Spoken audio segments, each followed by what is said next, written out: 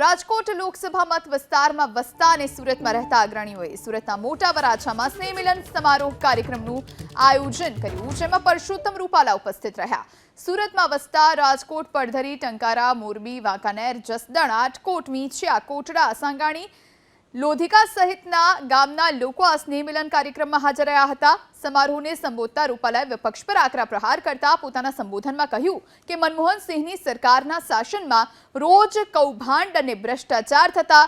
મામાની સાથે ભાણિયા ભ્રષ્ટાચારમાં સામેલ હતા. સાથે જ તેમણે કહ્યું કે હું ઉમેદવાર છું એટલે તાણ મારવા આવ્યો છું. મતની તાકાત શું છે તેના પર તમોને ધ્યાન કેન્દ્રિત કરવા માંગુ છું.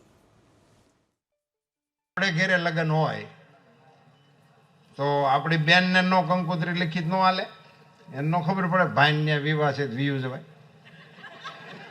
પણ એને કંકોત્રી લખવાનું તો ઘેરે જો તેડવા જવા પડે. જેટલા નજીકના હોય એને આપણે કંકોત્રીઓ પોગાડવી પડે, એને તાણ કરવા જવું પડે. એ આપણા વ્યવહારિક વિષયો છે. એમ એટલે આ વખતે હું આમાં ઉમેદવાર છું એટલે હું તાણ કરવા આવ્યો છું. જુદા જુદા સમાજની માતા બહેનોએ મારા દુખણા લીધા.